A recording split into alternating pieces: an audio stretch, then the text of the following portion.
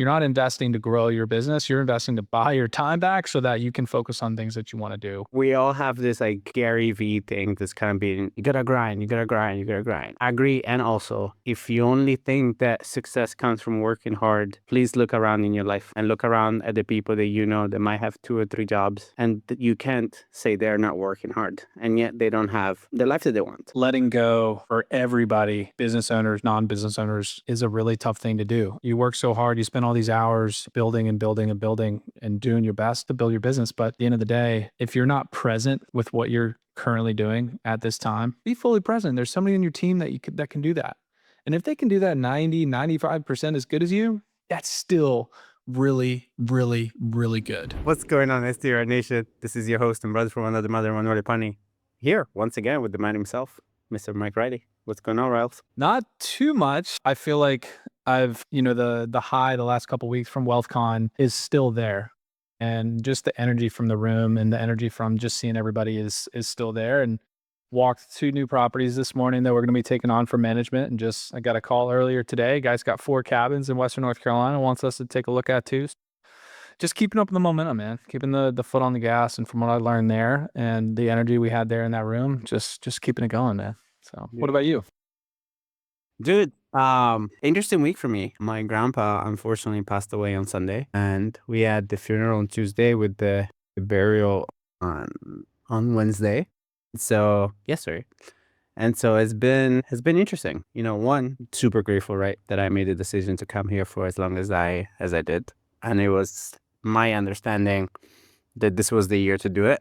And yeah, I was worried and scared about it for the longest time, and I hesitated to pull the trigger. And so I'm very grateful to myself, like the famous kind of Snoop Dogg speech. I thank me for listening to me, because I would have deeply regretted not being here for this long.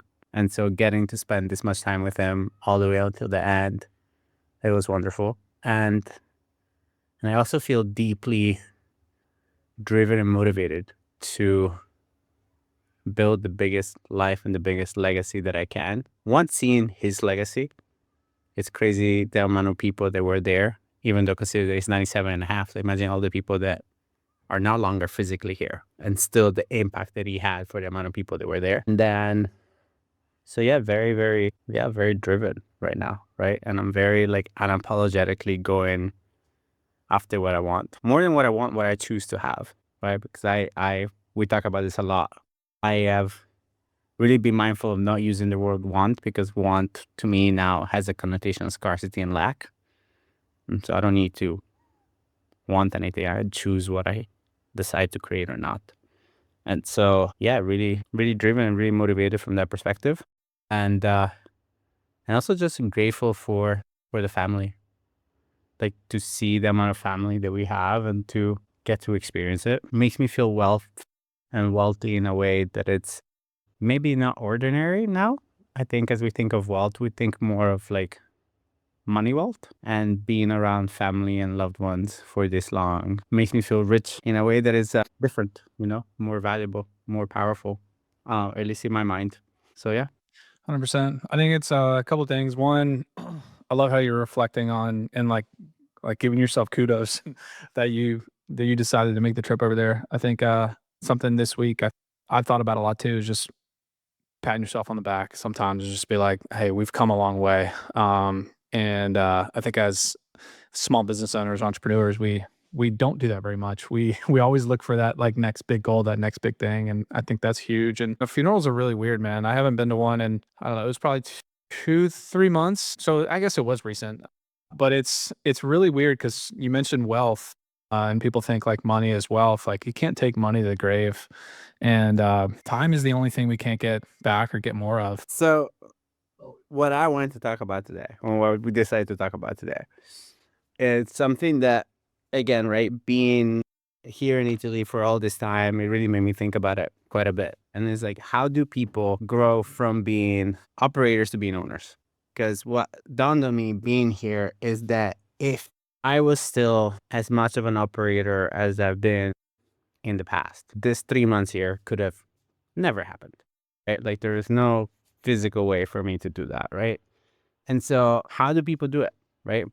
And so the number one thing in my mind is the mindset has to shift. So you get to shift your mindset from that of the operator to that of a business owner.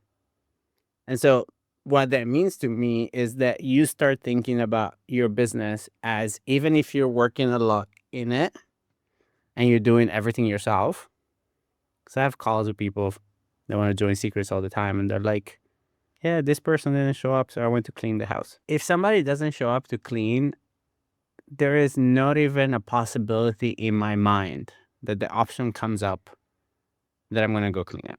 Like, it's just not part of my identity. Like, it's just not part of it. Right. And so is it part of yours, Riley? Like, would you, like, if somebody like doesn't come and clean, you're going to be like, well, Sierra, Oh, dude, maybe let's go. I don't even clean my own house. And so is it that understanding of like, okay, like shifting your mindset from that of an operator or a technician, right? If you read the EMIT, to that of a business owner. Yeah, I think for me, I see this a lot with folks who have been small business owners for a longer period. Like some of the newer one, like for me, I would consider myself new. It's been 3 years, a little over 3 years. I started a business on the side that has now become, a pretty passive business for me, so that I could get my time back and could choose what I want to do with my time to build the right team so that they can be put in place and, we still run profitably. And when you're when you're not that way and you start out maybe, hey, I'm going to start this business because I need to make some income. Well, if you think more time creates you more income, you're probably right. But at a certain point, you're going to run out of time. You can't get more of it. So it's switching your mindset from, hey, I have a really good team and I can grow without being in the business all the time is a big mindset. And I can really design this company the way I want it to without having to do everything, whether it's cleaning, or a lot of you guys are doing all the revenue management, or, you know, doing all the guest communications, or doing all the accounts payable. I hear a lot of people that say, oh, I don't trust anybody to, take over payments and take over finance. It's like, well, what do you think what do you think Airbnb is doing? What do you think Chase is doing? What do you think your biggest competitor in your market's doing? They've got somebody that does that. The owner, I guarantee the owner does not do that. Which leads to point number two, the hidden ceiling of self-management. Because realistically, right, like you're going to get to the point that you just can't do it by yourself. And to me, that at the beginning, right, is kind of what you talked about. The fear of delegation and this belief that like you're the only one that can do something. And I find it funny, especially in our business, because let's be brutally honest with ourselves. This is not a complicated business. We're not rocket scientists. That's awesome. You know what I mean? Like, it's a very simple business. For you to be like, nobody else can do what I do, that's not true. And you really start becoming like, your market doesn't become your limiting factor as you.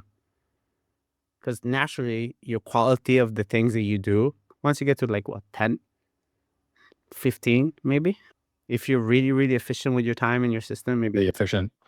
Yeah. I recommend everybody it's 5. Like you said, like we're not putting rockets in the sky. We're creating really good experiences for our guests, and those can be replicated, you know?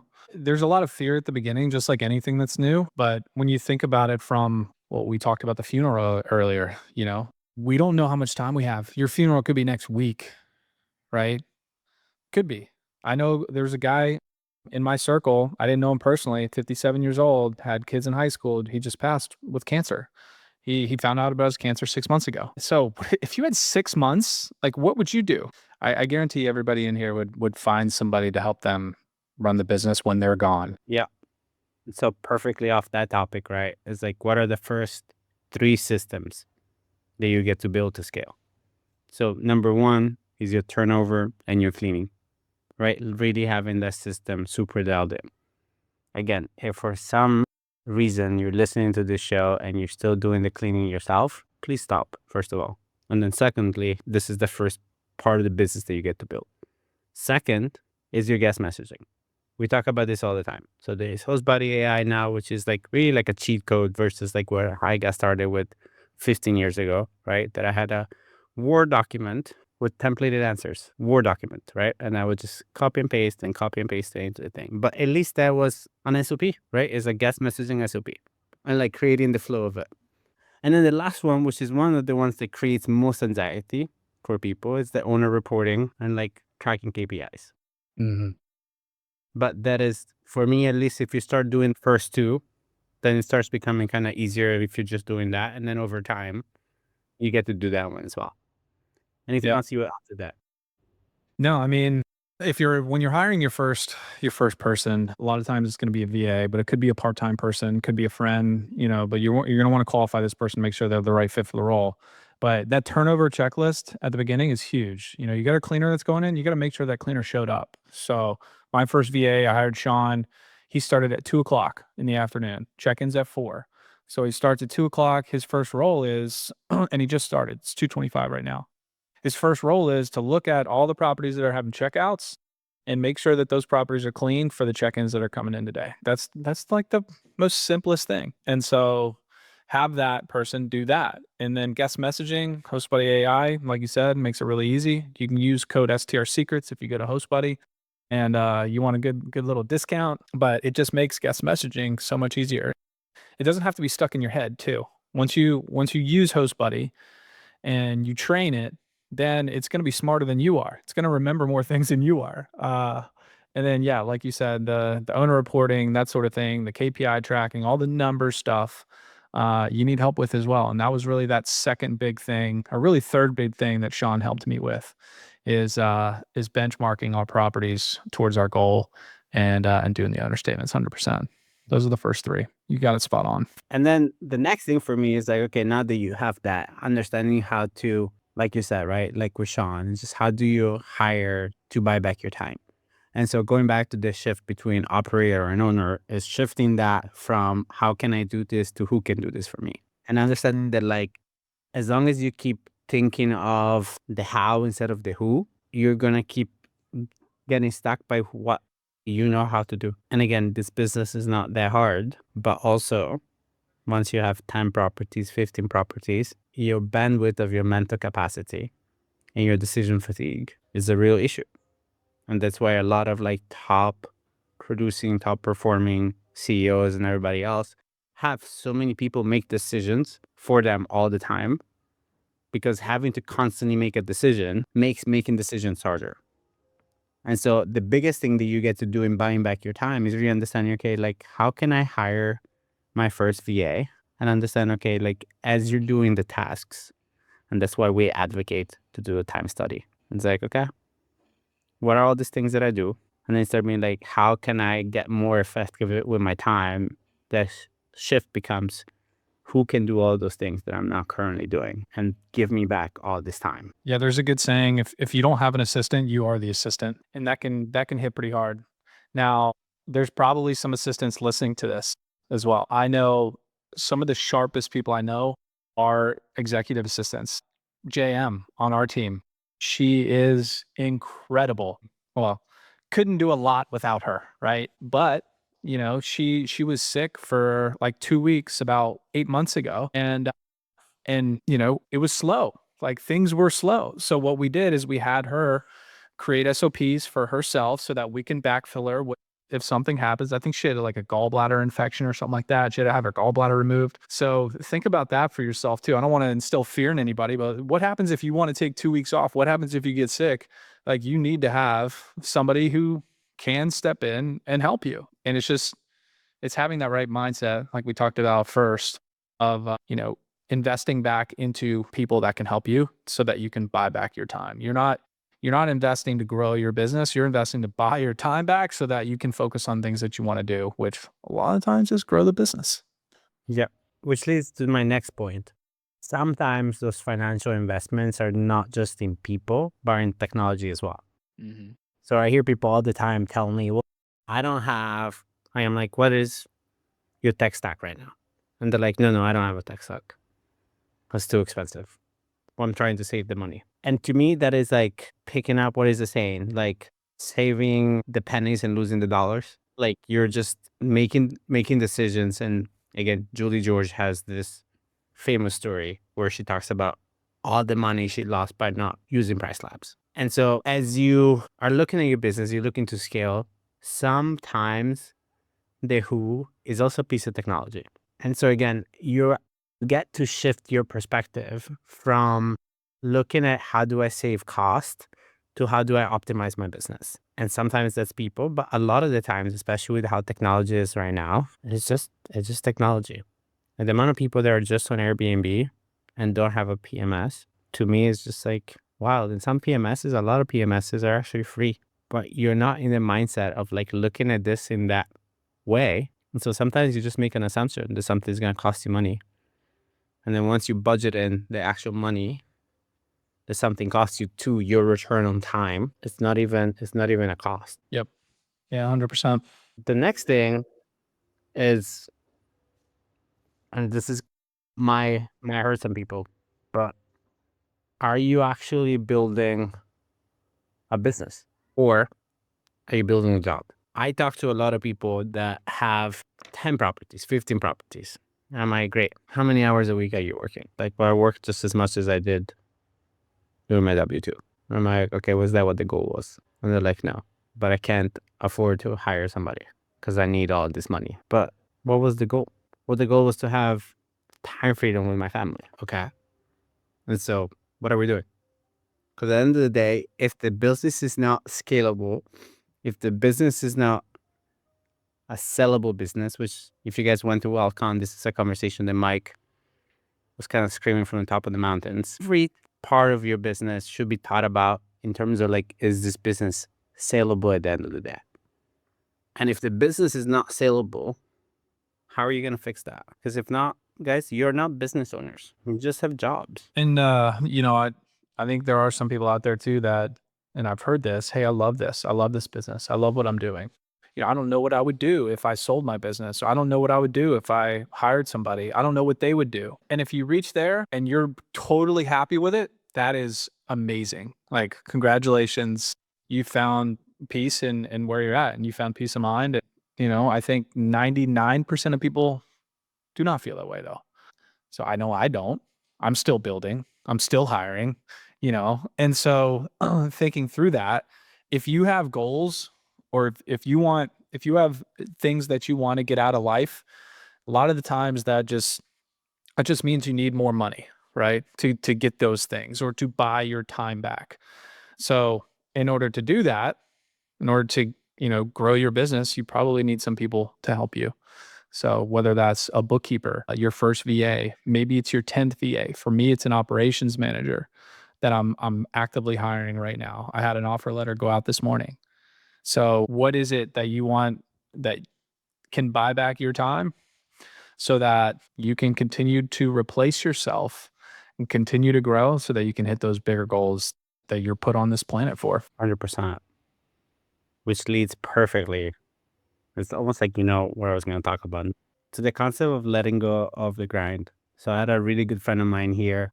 He came to visit me from the Netherlands. Both him and his wife are self-employed and they run a social media business and they have a clothing brand. For those of you that see pictures of me, is those shirts that I wear all the time called Fit and Set.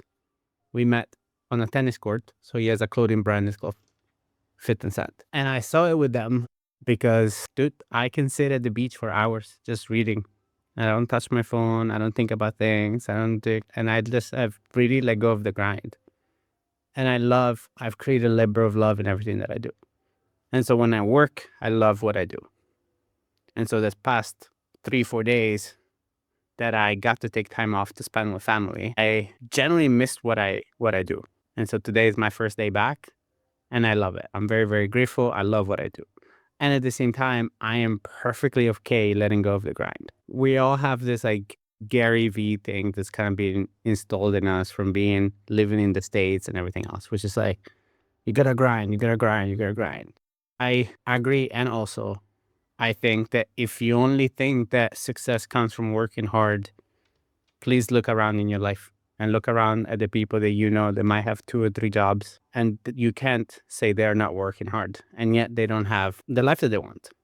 And so you get to become purposeful and you get to let go of the grind component of it. You get to stop micromanaging people and you get to stop being reactive. And so most business owners, you cannot build the businesses that you want because you're always reacting to fires. Can you tell me why, like, fires keep happening? Fires keep happening because you don't have a team and you don't have SOPs and you don't have ways for the team to handle it. And so one of the things that Marcel talks about on his book, Buy Back Your Time, is the 131. You know what that is, Riley? Have you seen it before? So anytime somebody comes to you with an issue, start training your team to come up with 3 solutions and 1 suggestion. Anytime somebody comes up with you with an issue, and you can do this with your kids, you can do this with your spouse, as long as she doesn't know, right? It's probably good for her not to know that you're using a time hack on her to like buy back your time, right? But it's like, okay, this is the issue. Like, okay, cool. What do you think 3 solutions are? And once they give you 3 solutions, okay, what do you think the best way to fix it is? And again, the whole concept of this life is like, please understand that like you're doing this to get to build the life of your dreams. And if you don't have it yet, it's not because you're not working hard enough, or it's not because you're not grinding hard enough. It's because you're spending time on aimless activities or not being as purposeful as you could be. But you get to change that by having a clear mental picture of what that life looks like. And then every day taking steps in action towards that. Letting go for everybody, business owners, non-business owners, is a really tough thing to do. I mean, because a lot of times you work so hard, you spend all these hours building and building and building and doing your best to build your business. But, at the end of the day, if you're not present with what you're currently doing at this time, I think about, we're going to the mountains this weekend and going on hikes. We don't have any cell service out there, and I'm fully present with Sierra and the kids, and like we're just playing in creeks and on these hikes, and we go see these waterfalls, and I'm fully 100% present there. When I'm on the golf course too, fully 100% present there with family, fully 100% present. Now, is that all the time? No. This thing, we're addicted to this thing. This phone, all those notifications that go off, we're addicted to it. And like you said, there are people out there that are telling you, hey, you got to go the extra 2 steps, and you got to send every single guest, you got to stop what you're doing right now, and you got to send them a video and saying, hey, thank you so much for booking our place. Here's 3 different restaurants. I'm not going to, when I'm on a hike, dude, I'm not going to do that. When I'm sitting at dinner, I'm not going to do that either. 15 reservations a day. Be fully present. There's somebody in your team that can do that. And if they can do that 90, 95% as good as you, that's still really, really, really good, right? And it's better than everybody else. And you continue getting better, and you continue getting better. You pour into your people. Letting go gets a hell of a lot easier. Perfectly lines up with like, okay, like now you're listening to this, you're like, well, guys, but if I do all of this, what am I going to do? Like, what is my job as the owner? Well, one is whatever you want, right? So for me, the biggest thing that you can do is to continue to invest in yourself.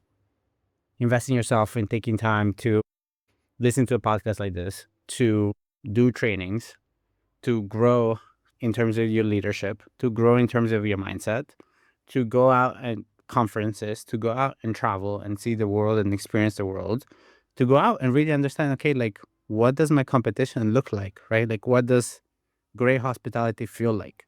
I said this on the podcast last week.